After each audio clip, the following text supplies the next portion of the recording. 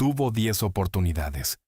10 veces la realidad le habló directamente, a través del agua, del fuego, de la oscuridad, de la muerte. 10 veces eligió no ver. Y el precio de esa elección no lo pagó él solo. Se llamaba Neferhotep. Tenía 42 años, y llevaba toda su vida en la misma orilla del mismo río. Recordaba cómo su padre lo llevaba a la ribera antes del amanecer cuando era niño, cuando el agua todavía era oscura y de la superficie subía la niebla. Su padre le enseñaba a leer la corriente, dónde estaban los peces bajo la superficie, donde el peligro se ocultaba bajo un aspecto tranquilo. Le ponía la mano en el hombro y le decía: escucha primero, mira después. El Nilo te habla antes de mostrarte nada. No era una lección de pesca, era una lección de cómo vivir. El Nilo no era para ellos simplemente un río. Era el eje alrededor del cual giraba toda existencia. El agua que bebían. El limo que cada año depositaba sobre los campos una capa oscura y fértil. La pesca que ponía proteína sobre la mesa de las familias ordinarias. Sin el Nilo no había cosecha, ni pan, ni ciudad, ni faraón, solo desierto. El Nilo era Egipto. Neferhotep trabajaba como guardián de los canales de irrigación en uno de los distritos de Memphis. Era un cargo hereditario que había pasado de padre a hijo durante 3 generaciones. Cada mañana se levantaba antes de que el sol tocara el horizonte y comprobaba el nivel del agua. Llevaba 20 años haciendo esto. Conocía cada curva de la ribera, cada piedra bajo el agua. Ese conocimiento no vivía en ningún papiro. Vivía en sus manos cuando tocaba el agua, en sus pies cuando caminaba por el barro. Tenía una esposa, Merit, que organizaba la casa con esa eficiencia callada de las personas que saben exactamente cuánto hay y cuánto falta. Neferhotep la amaba de esa manera que no se anuncia, de la manera que se nota solo cuando el otro no está. Y tenía 2 hijos, una hija de 12 años, Nebet, y un hijo de 7, Hori. La hija tenía un hábito que Neferhotep amaba observar. Cuando pensaba en algo difícil, se mordía el labio inferior y fruncía el ceño exactamente igual que el abuelo cuando contaba el grano. El hijo amaba los peces. No comerlos, pescarlos. Podía sentarse horas en la orilla con una delgada caña de junco, inmóvil como una garza, esperando. Una vida egipcia ordinaria, construida sobre un eje tan estable y tan antiguo, que nadie pensaba en él. Como nadie piensa en el suelo que pisa hasta el día que tiembla. Una vida cuyo valor no se mide en oro ni en títulos, sino en la continuidad de esos gestos cotidianos. El agua que siempre estaba, la orilla que siempre era la misma, el hijo que cada mañana corría hacia el río con su caña al hombro. Neferhotep salió a la orilla esa mañana como salía todas las mañanas. El aire tenía ese fresco húmedo de las madrugadas junto al río. Un frescor que olía a junco y a tierra mojada, y a ese algo verde e indefinible que era simplemente el olor del Nilo en abril. Puso el pie en el último escalón de piedra que bajaba a la ribera. Se detuvo. El agua era roja, no levemente rojiza, roja, profunda, densa, de orilla a orilla, hasta donde alcanzaba la vista, y de ella subía un olor que Neferhotep tardó un momento en nombrar. Un segundo de demora que era su mente negándose a aceptar lo que sus sentidos ya sabían. Cuando lo nombró, dio un paso atrás. Muerte. Olía a muerte. Detrás de él llegó la gente, mujeres con cántaros, pescadores con sus redes, niños que se detuvieron al ver las caras de los adultos antes de ver el agua. Una mujer dejó caer su cántaro. El golpe sobre la piedra sonó demasiado alto en ese silencio. No lo recogió. Simplemente se quedó quieta con los brazos colgando, mirando. Neferhotep extendió la mano y tocó la superficie. Estaba tibia y espesa bajo sus dedos. Una tibieza que no era la del sol de la mañana, sino otra cosa, más profunda, más antigua. La sacó rápido y se limpió en la ropa. El color no salió del todo. El Nilo es una arteria de más de 6.000 kilómetros que atraviesa todo Egipto de sur a norte. El Nilo es el fundamento físico de la existencia de toda una civilización, y esa mañana, toda esa agua se volvió inútil. Los peces murieron en horas, las orillas se cubrieron de cuerpos plateados bajo el sol de abril. El pescado era la principal fuente de proteínas para los egipcios comunes, no para los ricos, que tenían carne de ganado. Para Neferhotep, para las mujeres con los cántaros vacíos, para los niños que no entendían lo que estaban viendo. Las mujeres empezaron a compartir lo que tenían guardado. Las reservas se agotaron para el mediodía del primer día. Cavaron pozos en la arena buscando agua filtrada, turbia, tibia, con sabor a tierra, pero bebible. Por las noches, cuando todos dormían, Neferhotep escuchaba la ciudad. Sonaba diferente, más silenciosa, como si tuvieran miedo de llamar la atención de algo que todavía no tenía nombre.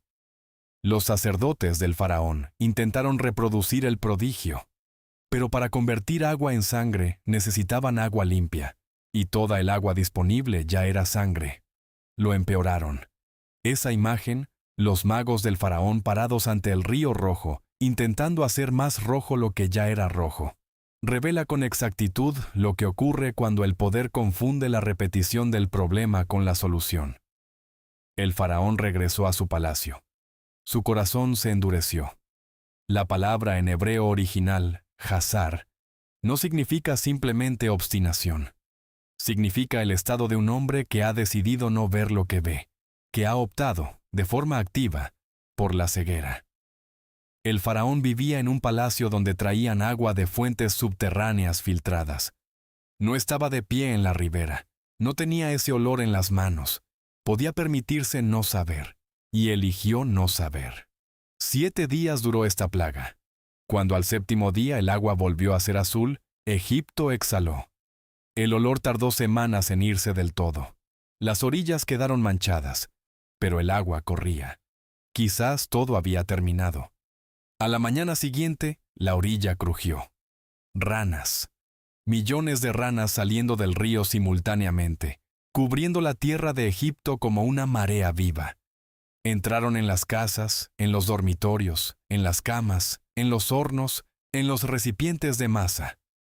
El croar llenó la noche, tan continuo y denso, tan igual a sí mismo en cada dirección, que interrumpía el sueño aunque uno se tapara los oídos con las manos. No era un ruido que se pudiera ignorar. Era un ruido que llenaba el interior de la cabeza. Neferhotep se despertó en plena noche, con la sensación de algo frío y húmedo, moviéndose sobre su pecho. Merit se levantó y tomó al niño en brazos, antes de que él terminara de entender qué ocurría. No gritó. Ese gesto, esa calma que no era calma sino algo más frío y más profundo, le dijo más que cualquier grito. Nebet encontró una rana en el cajón donde guardaba sus hilos para tejer. Levantó los ojos hacia su padre.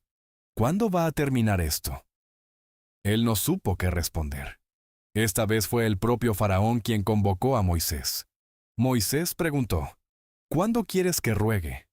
Y la respuesta del faraón sorprende todavía hoy. Mañana. No ahora. Mañana. Una noche más de ranas en las camas. Una sola noche adicional donde la decisión todavía era suya, aunque esa decisión le costara una noche más de insomnio y de ese croar que llenaba todo. El faraón prefería una noche más de ranas a ceder en este momento. Eso es lo que ese mañana significa. El control de la situación valía más que el fin del sufrimiento. A la mañana siguiente las ranas murieron todas, de pronto, sin transición. La gente las recogía en montones que apestaban bajo el sol. Ese olor agrio y pesado de millones de cuerpos pequeños descomponiéndose al mismo tiempo. Y el faraón volvió a endurecer su corazón, sin advertencia esta vez.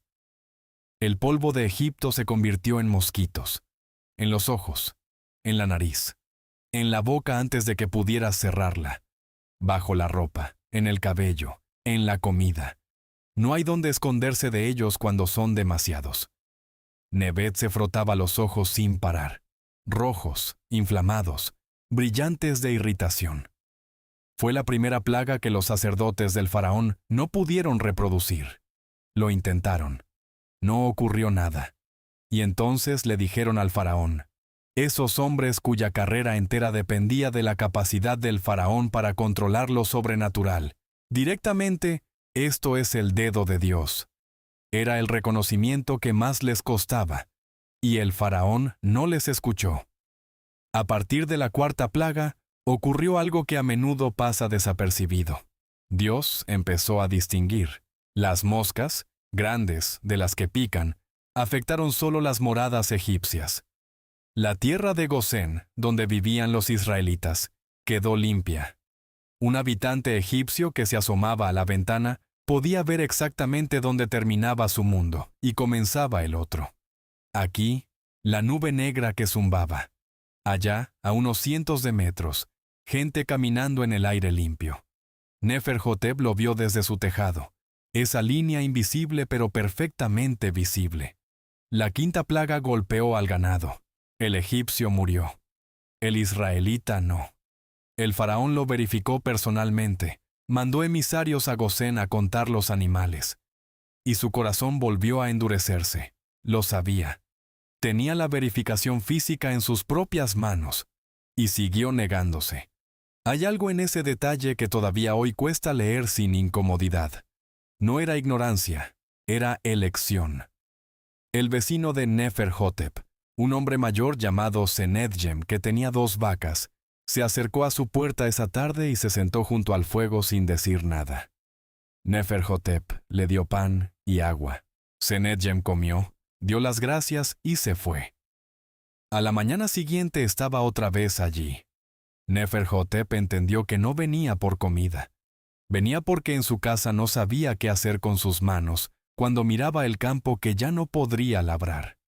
Moisés y Aarón tomaron un puñado de ceniza del horno y lo arrojaron al aire. La ceniza se convirtió en úlceras que brotaban en la piel de hombres y animales. Las úlceras son heridas abiertas que no cierran, cada una un foco permanente de dolor. Un hombre no puede acostarse cómodamente porque cualquier posición presionará sobre la herida. No puede descansar porque el ardor es más fuerte en el silencio de la noche. Los propios sacerdotes no pudieron presentarse ante Moisés. Sus cuerpos decían, en el único idioma que no podía disimularse, lo que ellos se negaban a decir en voz alta. Neferhotep tenía una úlcera en el antebrazo izquierdo y 2 más pequeñas en la pierna derecha. Merit las lavaba cada día con un cocimiento de plantas, con esa precisión suya que no preguntaba ni comentaba, pero que era la forma más concreta de cuidado. Por la noche, él se despertaba por el ardor y yacía inmóvil, intentando no pensar en la herida, lo que significaba pensar solo en la herida. Hori, de 7 años, tenía 2 úlceras pequeñas en el cuello. Cuando Merit las lavaba, él apretaba los dientes y no lloraba. Neferhotep lo miraba desde la puerta y pensaba en esa frase que los padres a veces piensan y no dicen. No debería ser él, debería ser yo. Y entonces llegó el granizo. El cielo oscureció demasiado rápido para ser una nube natural. Y cayó el granizo con fuego dentro. Fuego y hielo al mismo tiempo. Relámpagos que no cesaban. Truenos que se superponían sin pausa. Neferhotep estaba en el patio cuando comenzó. El primer granizo le golpeó en el hombro con un impacto seco y duro. Gritó hacia adentro de la casa. ¡A cubierto! El sonido del granizo sobre el techo era ensordecedor. Una percusión continua y caótica que hacía imposible pensar. Los niños se tapaban los oídos. Merit miraba el techo buscando grietas. El granizo destruyó todo lo que había en los campos. Personas que no llegaron a refugiarse. Animales que no pudieron correr. El lino estaba en su mejor momento, a semanas de la cosecha. La cebada prometía ese año una abundancia que compensaría las pérdidas anteriores. Todo eso quedó aplastado contra la tierra, partido, hundido en el barro. Lo que ayer prometía cosecha no existía ya. Pero ocurrió algo en esa plaga que merece detenerse. Uno de los funcionarios del faraón, anónimo, simplemente el siervo que temió la palabra del Señor. Puso a sus siervos y a su ganado en refugio antes de que comenzara el granizo. Creyó la advertencia antes de ver la prueba. Su gente sobrevivió. El texto no dice con qué razón explicó su decisión. Solo dice que actuó. Y eso marcó la diferencia. ¿Y tú? Si hubieras recibido esa advertencia y todavía no hubiera caído ni una sola piedra del cielo, ¿habrías movido a tu gente al refugio? ¿O habrías esperado a ver si esta vez era diferente? Piénsalo de verdad. No como pregunta abstracta, como decisión concreta. Cuéntamelo en los comentarios. Quiero leerlo. El faraón volvió a suplicar. Moisés oró. El granizo cesó. El silencio después de ese ruido era casi físico. La ausencia del sonido tan tangible como el sonido mismo. Neferhotep salió al patio y vio los campos. No quedaba nada en pie. Senedjem estaba parado junto a la valla mirando lo mismo. Ninguno de los dos dijo nada. Y el faraón volvió a cambiar de decisión. La langosta vino del este. Neferhotep salió afuera y al principio creyó que era una nube. Una oscuridad que avanzaba desde el horizonte con esa pesadez de las nubes cargadas. Pero las nubes no se mueven así. Y las nubes no producen ese sonido. Un crujido y un estruendo continuo. Miles de millones de alas y miles de millones de mandíbulas trabajando al mismo tiempo. Un sonido que hacía que los animales quisieran esconderse. Volvió a casa en silencio y cerró la puerta. La langosta comió todo lo que el granizo había dejado. Cada hoja, cada fruto, cada brote verde. Donde ayer había un campo devastado pero con restos, solo arena desnuda y el recuerdo de lo que había sido un campo. Los propios siervos del faraón se presentaron ante él esta vez y le dijeron directamente, sin rodeos. Esos hombres que toda su vida habían aprendido a no contradecir, a no ver, a no hablar. ¿No sabes todavía que Egipto está perdido? Los que estaban más lejos del centro del poder lo vieron más claro que el que estaba en el centro. Desde el palacio, con el agua filtrada y las reservas intactas, la realidad tenía otro aspecto. Y entonces llegó la plaga que no hacía ruido. Moisés extendió su mano hacia el cielo. No hubo relámpago, no hubo trueno, solo una oscuridad densa que se cernió sobre toda la tierra de Egipto. La oscuridad que habla el texto en hebreo, Yoshek, que describe una cualidad específica, no simplemente la ausencia de luz. La oscuridad que puede palparse, del tipo que se puede sentir con las manos, que tiene peso. Los egipcios adoraban a Ra, el dios del sol. El faraón se llamaba a sí mismo hijo de Ra. Todo lo ordenado, todo lo bueno, todo lo que separaba a Egipto del caos primordial, venía del sol. Sin Ra, Egipto era nada. Y ahora no había sol. No se había nublado. Era otra cosa. Neferhotep extendió el brazo en el interior de su casa y no vio sus propios dedos. No en penumbra, no en semioscuridad. Nada. Oscuridad absoluta, del tipo que no mejora cuando los ojos se adaptan, porque no hay nada a lo que adaptarse. Se quedó quieto y escuchó. Cuando no ves nada, escuchas con una intensidad que no sabías que tenías. Y en ese silencio Neferhotep escuchó la respiración de Merit, la respiración de Nebet, la respiración de Hori. Los contó. Una vez, otra vez, otra. Una forma de estar seguro, en ausencia de los ojos, de que seguían allí. Nadie se levantó de su lugar durante 3 días. En el tercer día de oscuridad total, el cerebro hace algo que no es lógico, pero es completamente humano. Deja de creer que después de esto habrá algo más. En la oscuridad que dura lo suficiente, el futuro desaparece. Neferhotep estaba sentado con Merit apretada contra él, el calor de su espalda contra su pecho, los dos sin moverse. Tenía de la mano a Hori, la mano pequeña, caliente, los dedos que sostenían la caña de junco junto al río. Nebet lloraba en el rincón, en silencio, sin sonido, solo el temblor de su cuerpo de vez en cuando. Neferhotep pensaba en el Nilo de 20 años atrás, cuando su padre lo llevaba a la orilla y le decía, El río te habla antes de mostrarte nada. Ese mundo era comprensible, obedecía reglas, y luego las reglas cambiaron, todas al mismo tiempo, todas en la misma dirección, y nadie le pidió permiso. Y en la tierra de Gosén, donde vivían los israelitas, a unos cientos de metros de donde Neferhotep sostenía la mano de su hijo en la oscuridad, había luz. La advertencia llegó con anticipación. Moisés dijo al faraón con toda claridad, sin metáforas, sin ambigüedad posible: a medianoche pasaré por Egipto, y morirá todo primogénito en la tierra de Egipto, desde el primogénito del faraón que está en su trono, hasta el primogénito de la esclava que está tras la muela, hasta el primogénito de los animales.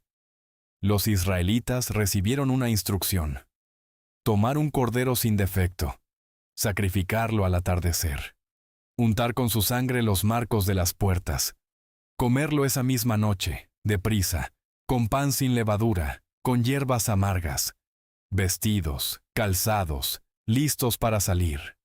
La sangre en las jambas no era un símbolo decorativo, era una señal.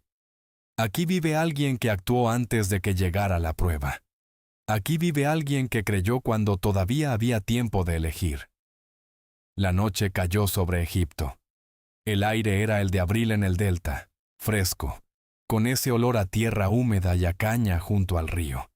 Las estrellas eran las mismas de siempre. Neferhotep escuchó cómo la ciudad se iba quedando en silencio. Durmió. A medianoche en Egipto se escuchó un grito, no uno solo, todos. El texto dice: no había casa donde no hubiera un muerto, desde el palacio hasta la cárcel. No hubo distinción de riqueza, no hubo distinción de inocencia. La única distinción era la que cada familia había elegido hacer o no hacer. La señal en la puerta, antes de que cayera la noche. El faraón se levantó en la oscuridad de su palacio. Su hijo mayor ya no respiraba, y esa noche, finalmente, dijo: id. Neferhotep salió a la orilla del Nilo a la mañana siguiente. El río corría, tranquilo, ancho, azul bajo el sol de abril. Los pájaros gritaban sobre el agua, esas garzas blancas que él conocía desde niño, que siempre habían estado allí, que estarían siempre allí. El aire olía a tierra húmeda y a junco verde, y a ese algo vivo e indefinible que era el olor del comienzo de un día normal junto al río. Todo era exactamente como siempre. Pero detrás de él se escuchaba la ciudad, y esos sonidos no eran los sonidos de una mañana ordinaria. Eran los sonidos de personas que no tienen primogénito. Se volvió hacia su casa.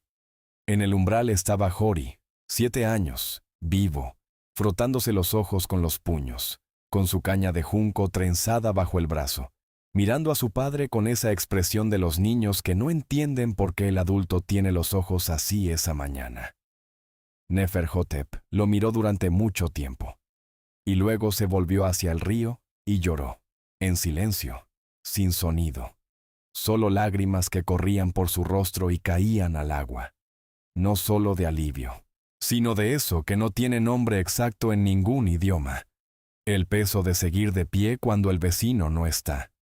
La mezcla de gratitud y culpa de quien vive para ver lo que otros no verán.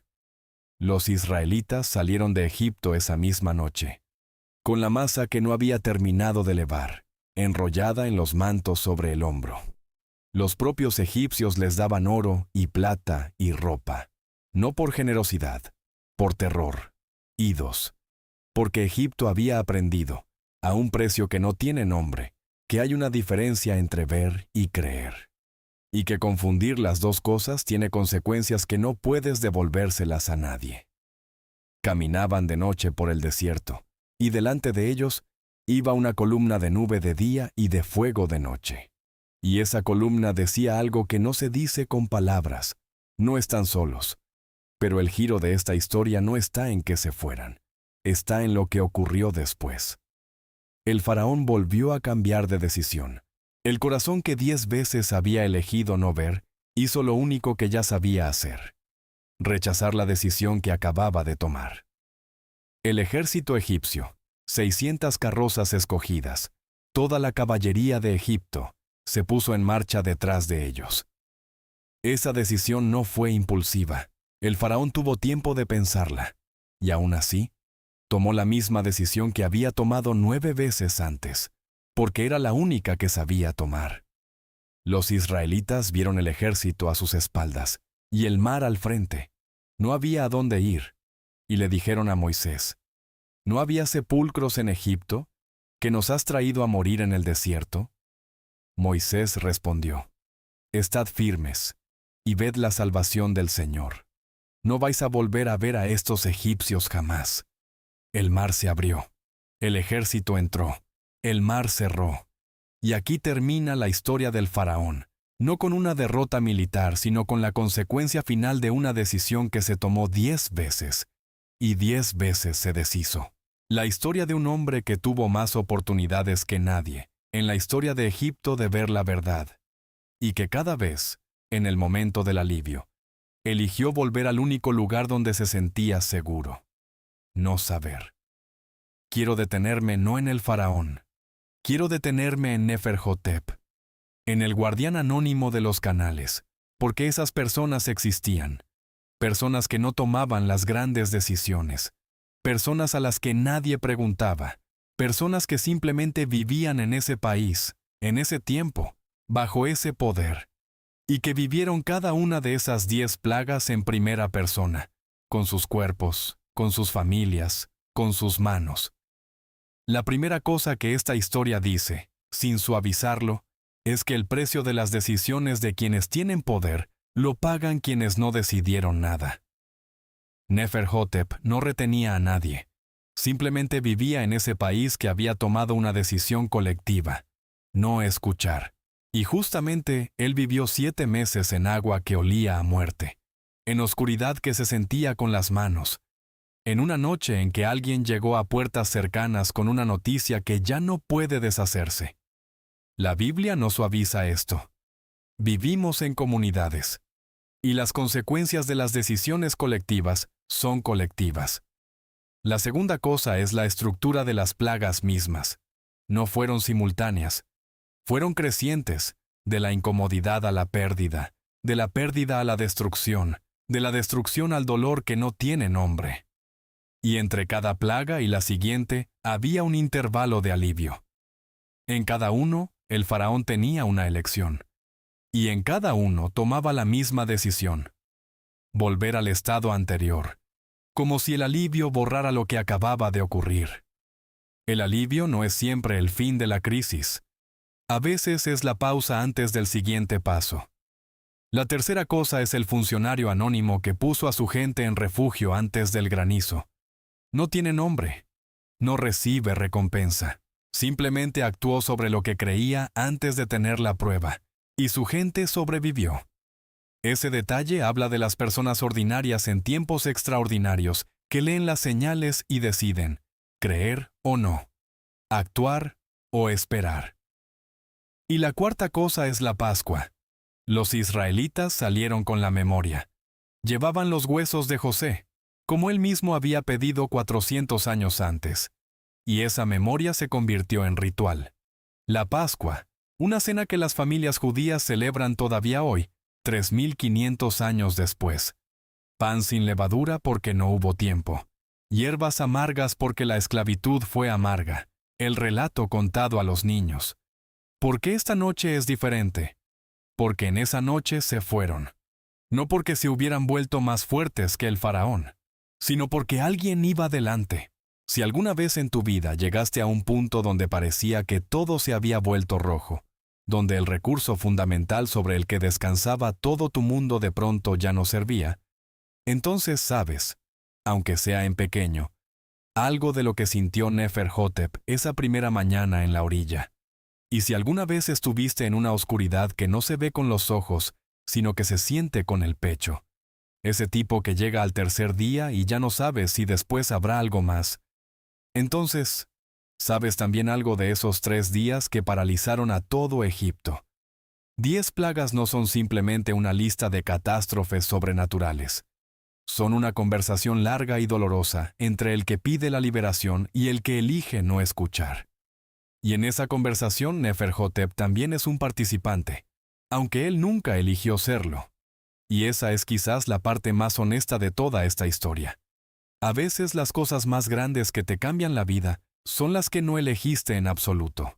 Esa mañana junto al río, mirando a Hori en el umbral con su caña de junco bajo el brazo, Neferhotep lloró en silencio.